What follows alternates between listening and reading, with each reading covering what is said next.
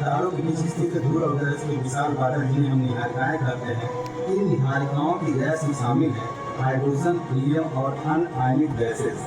निहारिकाएं 3 प्रकार की होती हैं: रिफ्लेक्शन अथवा बिंबित निहारिकाएं, एमिशन अथवा उत्सर्जन निहारिकाएं तथा डार्क अथवा श्याम निहारिकाएं।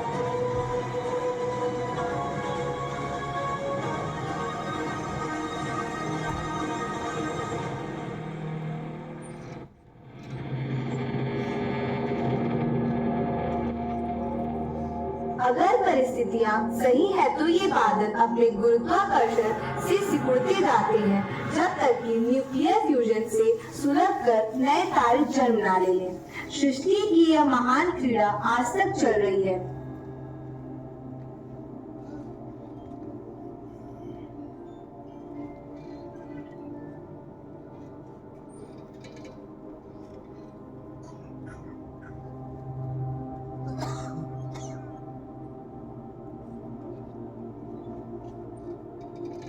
ग्रहीय निहारिकाएं एक तरीके की उत्सर्जन निहारिकाएं हैं। हमारे सूरज की तरह के तारे जब विकसित हो अपनी बाहरी परतें खोकर सफेद बौने तारे बन जाते हैं, तब ऐसी निहारिकाओं की रचना होती है।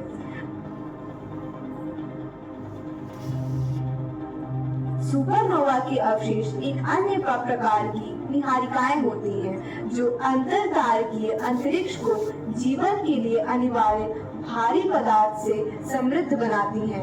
ये अवशेष भारी तारों के असाधारण अंत के आखिरी निशान हैं।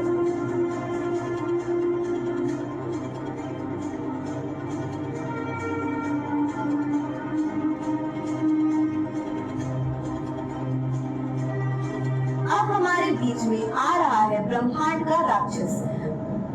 हम इंसान भोजन के रूप में फल, फूल, रोटी, चावल खाते हैं, किंतु ये महादानव तारे और ग्रह को धूल में बदलकर निकल जाता है, समय को भी धीमा कर देता है। इस ब्रह्मांड के राक्षस का नाम है ब्लैक होल। इससे प्रकाश भी भाग नहीं सकता है और अत्यधिक गुरुत्वाकर्षण बल के कारण ही यह इस तरह का सब कुछ कर पाता है। के पास आने वाले सभी पदार्थ निकल लेते हैं और इस प्रकार अपना भार बढ़ाते हैं।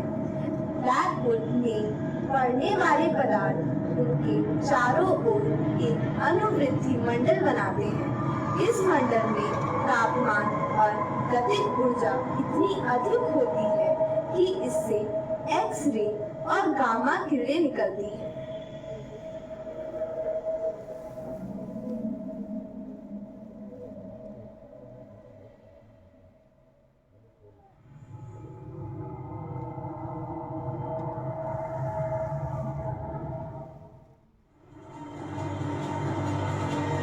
मध्यम पैमाने वाले तारों का अंत न्यूट्रॉन तारों को जन्म देता है। ये बहुत ही तेज गति से घूमते हैं और उनके विकिरण आसानी से तभी देखे जा सकते हैं जब वे पृथ्वी की ओर आते हैं। इस प्रकार उनकी चमक में समय समय पर परिवर्तन होते हैं और इसलिए हम इन्हें पल्सर कहते हैं।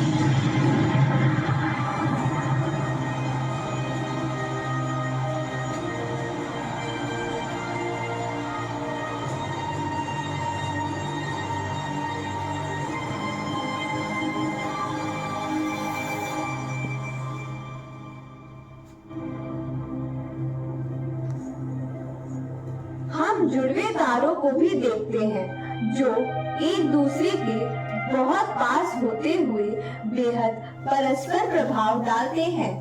यदि इनमें से एक तारा बहुत घना न्यूट्रॉन तारा या फिर ब्लैक होल है, तो पास आने वाले तारे से पदार्थ दूसरे घने तारे की ओर खिंच जाता है।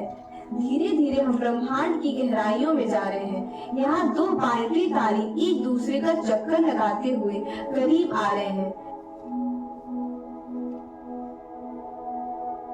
इस नजदीक आए तारों के बीच अचानक जोरदार टक्कर होता है, जिसका परिणाम प्रचंड सुपरनोवा विस्फोट होता है।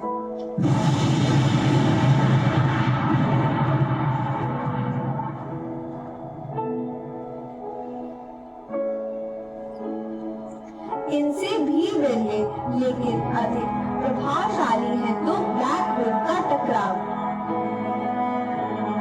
ये ब्रह्मांड की सबसे प्रचंड प्रक्रिया है और इनसे कल्पनातीत मात्रा में अनोखी ऊर्जा गुरुत्वाकर्षण विकिरण के रूप में निकलती है। हर ब्लैक होल का एक सीमा होता है जिसको पार करने के बाद प्रकाश भी वापस नहीं आ सकता है, जिसको हम कहते हैं इवेंट होराइजन। देखिए, एक तारा इस इवेंट होराइजन को पार करते ही धूल में बदलकर इसमें समा जाता है।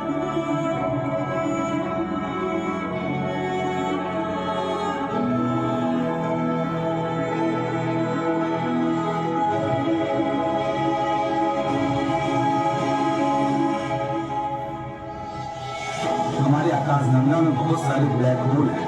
हो सके उसमें एक सूर्य का भी पीछा कर रहा हो, और एक दिन ऐसा आए कि सूर्य से हम लोगों को भी निकल जाए।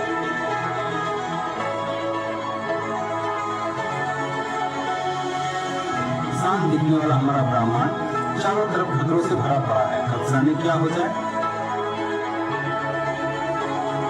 हमारी सबसे नजदीकी मंदाकिनी एंड्रोमेडा बड़ी तेजी से ही हमारी आकाशगंगा की तरफ आ रही है। ये दिन ऐसा आएगा कि इसका जोरदार टक्कर हमारी आकाशगंगा से होगी।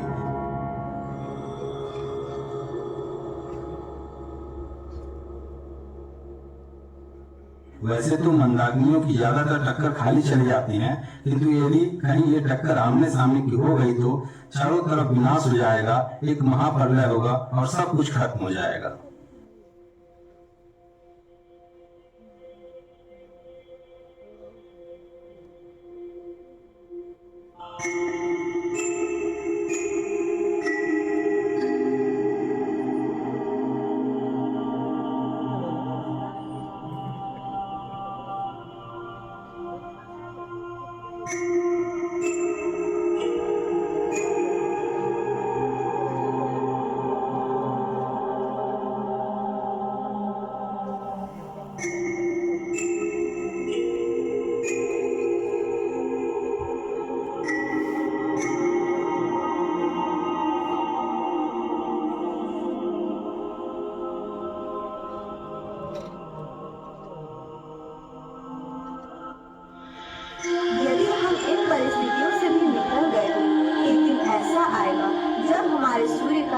समाप्त हो जाएगा। यह एक विशाल काय लाल रूप धारण करेगा और इस दौरान अपनी मृत्यु को जाता सूर्य पृथ्वी को निगल जाएगा। अपने अंत के साथ हम लोगों का भी अंत करेगा।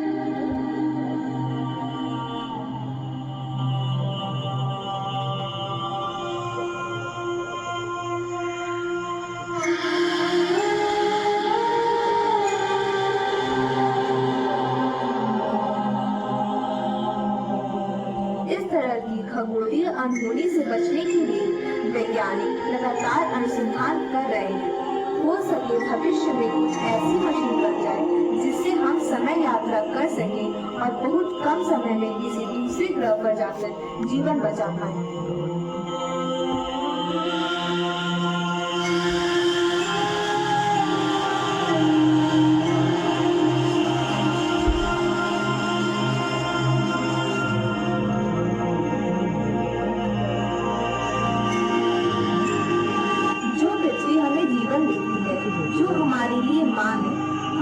उसको छोड़कर चल देंगे नए सौर मंडल की तलाश में जीवन बचाने के लिए।